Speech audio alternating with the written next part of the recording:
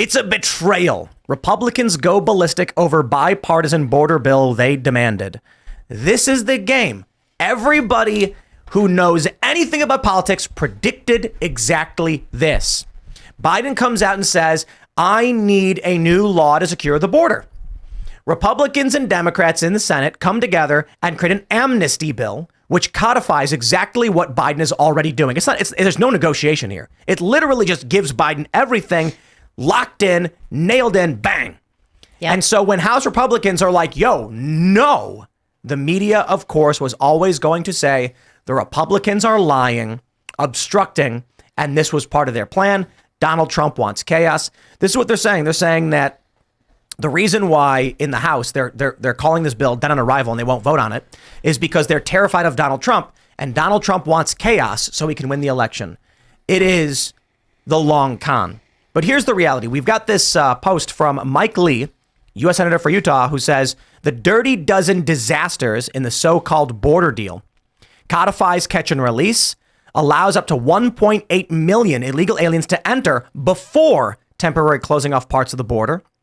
It funds sanctuary cities and NGOs sending illegals around the country. It subsidizes free taxpayer-funded legal counsel to illegal aliens.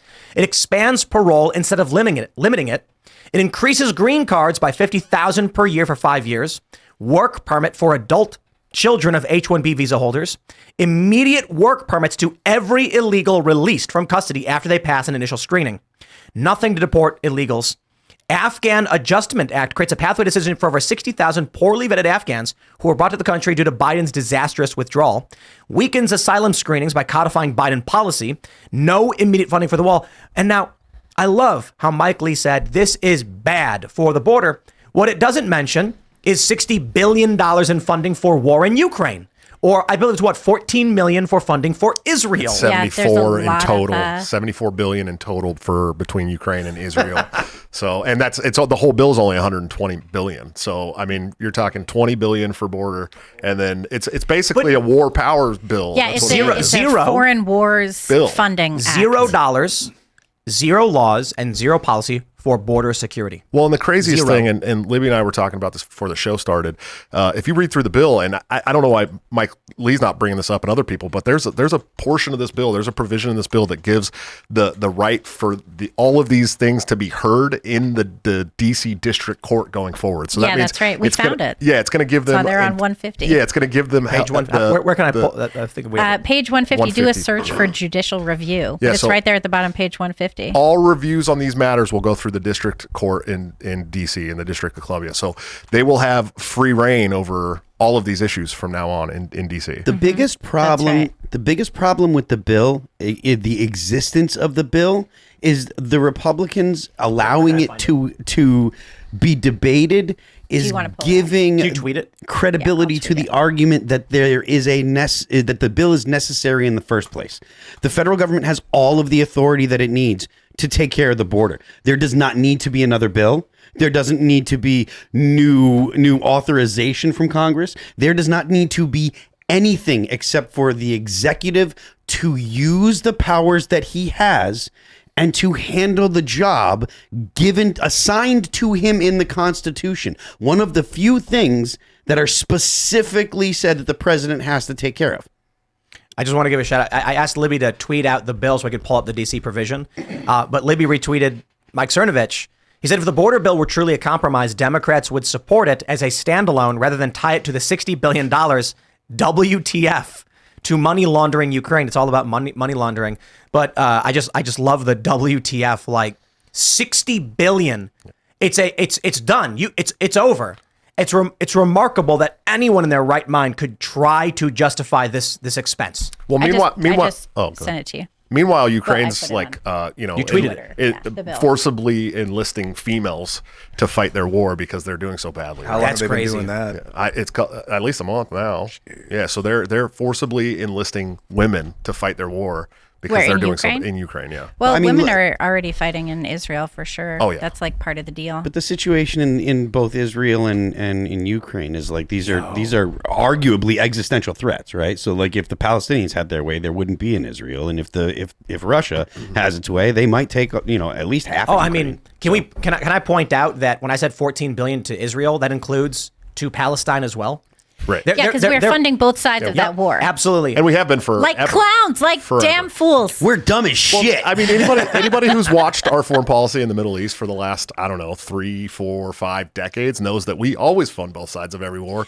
Then we never lose. It's They- so well, Schumer- infuriating. Schumer is saying the children of Gaza will starve. And like, come on, we all know when you send money to these NGOs, it funnels up to Hamas. As soon as these resources go in, Hamas is the governing body. They take it. Why are we playing this game? And I'm not saying like pick a side. I'm saying neither. Yeah, let's come back to America, baby. Yeah, you don't have to- I'm into neither The fact that myself. we're talking about it is so frustrating because there is absolutely no legitimate reason for Ukraine and Israeli funding to be tied to controlling our own border. It's so and goddamn frustrating. It just shows the lie, right? I mean, Yeah. it shows the lie so clearly. You don't care about American Not at sovereignty. all. You don't care about American national security. What they really don't care about are Americans. I mean, when I talk to liberals, when I talk to conservatives, everyone's like, "Yeah, it's a little too much. This whole immigration thing is too much." You have officials in New York saying it's going to destroy New York City, and everyone's like, "Oh, let's just do that anyway. Let's destroy New York City." Let me read this. This is page 150 of the bill. It says, judicial review. Notwithstanding any other provision of this act, judicial review of any decision or action in the section shall be governed only by the United States District Court for the District of Columbia, which shall have sole and original jurisdiction to hear challenges, whether constitutional or otherwise, to the validity of this section or any written policy directive, written policy guideline, procedure, or implementation thereof, issued by or under the authority of the Secretary to implement this section. Long story short, do you guys want to know what this bill is? It's trying to corporatize the American government by giving diplomatic control to the federals. They're trying to make sure that Donald Trump will have no power to do anything about the border if he becomes president. They said constitutional or otherwise, meaning we're going to do it whether it's No matter constitutional what. or not Yeah. if we sign this bill. Well, and it's, listen, I'm not a lawyer. Let's shout out because really quick. Let's read that again. It literally says whether constitutional or otherwise. Yes. Now, I'm not a lawyer and I'm not, super versed in legalese, but I will say that sounds to me like we're, giving full reign to DC to make. Well, we're not. Well, the Somebody's thing too, trying though, is to. DC already has full reign over a lot of stuff. Like, we already know that Biden didn't need a border bill to do anything. No. He signed all of this open border nonsense into executive orders and various actions within his first couple of days in office. That like huge numbers of border measures saying we're going to increase the number of asylum seekers we're going to let in. We're going to give everybody a court date. We're going to, instead of remain in Mexico, we have remain in the U.S. for as long as it takes. And now this border bill, what it really does is it says we're going to get more border agents to process more people faster. Yeah. We're going to get more immigration judges to give more people asylum faster. There's nothing good in there. There's the record, nothing good. The record was 10,000 per day. This says if it reaches 8,500 per day, then we'll move the rest to a legal port of entry. Wait. Wait. So There's no- they're not saying they're going to stop them. They're saying after 8,500, the rest can go apply at a legal port of entry, and it removes the requirement for courts in many circumstances. Well, This and is you a saw what Chris non-starter. Murphy said, right? Chris Murphy, who's one of the architects of the bill, He's a said that garbage can. under this bill, the border never closes. Yeah. He said Yeah. the border never closes.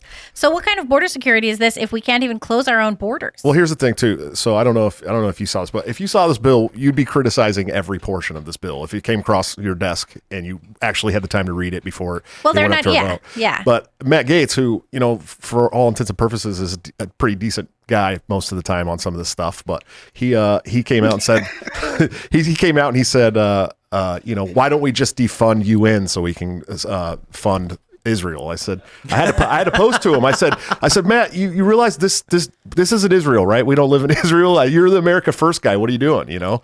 It's this whole bill is from front to back just terrible. There's nothing good in the other that. thing too about the UN is we fund the UN, and the UN hires a bunch of people that are linked to Hamas and puts them in Gaza to distribute all of the aid to Hamas. But this is where we can find a compromise. How about we say, all right, $60 billion to Ukraine, but no more funding to the UN ever. No funding to, this is the last one. Like you tie it to something. What did I say? The general idea is you tie it to something in such a way that it puts them in a position they can't maintain. We'll fund the wars that they want if we can bulldoze all of Washington D.C. Listen, 12% of the population, 12%. Okay, if we can bulldoze easy, I'm in. No, but 12% of the population in the United States having problem put food on the table today, and we're sending $60 billion to Ukraine. Why? It's this. Well, because this Chuck Schumer. You saw money. Chuck Schumer. Literally because it's money laundering. It is money laundering, and he threatened that if we don't do it, then he's going to send our kids to go fight in Eastern Europe. Everybody that's in office now needs to get fired. I wonder who. November needs to be an absolute it must be a massacre. Everybody that's in office, if you're an incumbent, a metaphorical fire massacre. Them. I wonder who they got to help voting. Yeah. I mean, we're talking about the vote. Thanks for watching this clip from the Timcast IRL podcast. Hang out with us live Monday through Friday at 8 p.m. and become a member over at timcast.com for uncensored, members-only shows exclusive. Thanks for hanging out, and we'll see you all next time.